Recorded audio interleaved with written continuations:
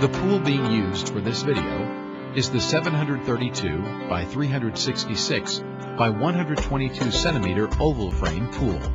Your pool may differ slightly in the number of parts involved in the assembly depending upon size. Check that you have all the parts as listed in your manual. Do not start assembly if parts are missing. Call Intex Consumer Service for replacement parts. It is important to set up your pool on a completely level surface to keep the water balanced.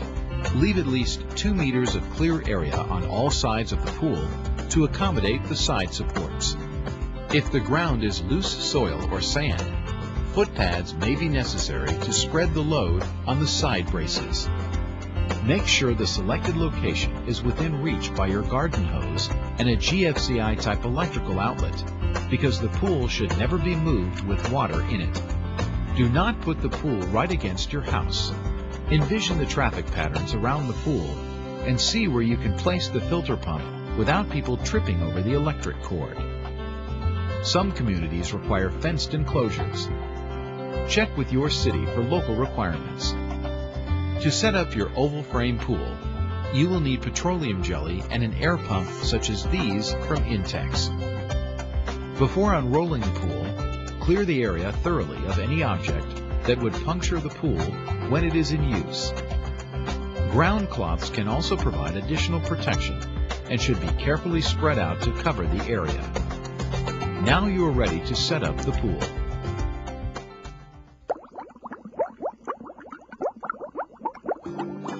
Unroll the pool liner on top of the ground cloth, making sure it is right side up. Do not drag the pool across the ground, since that may result in leaks.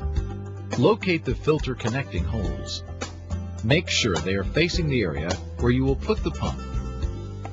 Double check to be sure that a GFCI type electrical outlet is within reach by the power cord. Allow the sun to warm the liner for easier beam insertion. Separate the beams by letter designation, A, B, C, etc.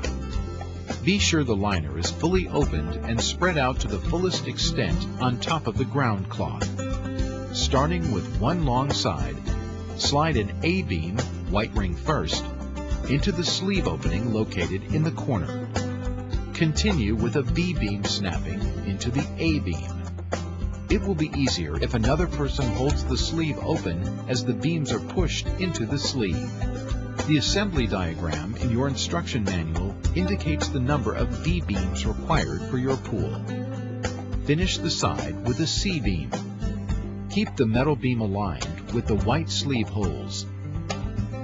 Slide the beams into the other side in the same pattern. Before inserting the large U-shaped side supports into the frame, slide the restrainer straps onto them as shown.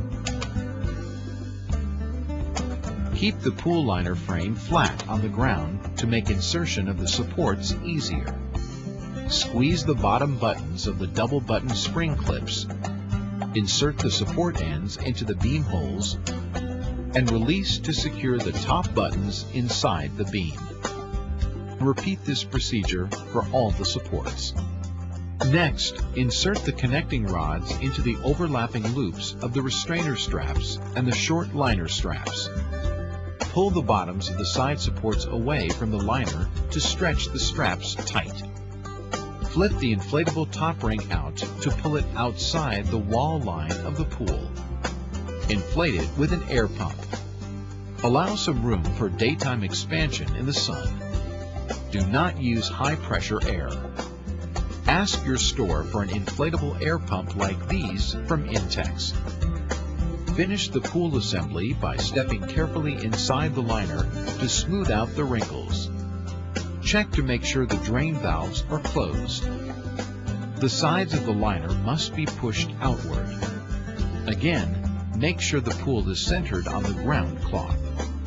Consult your local pool supply or home improvement center for advice on suitable pads to put under the supports if your ground is not solid or is covered with asphalt. Finally, recheck the filter connector holes to see if they are still facing the area where you will put the filter pump. Make adjustment if necessary. Please set up your filter pump before filling the pool with water. Refer to the menu options to select the appropriate filter pump assembly video.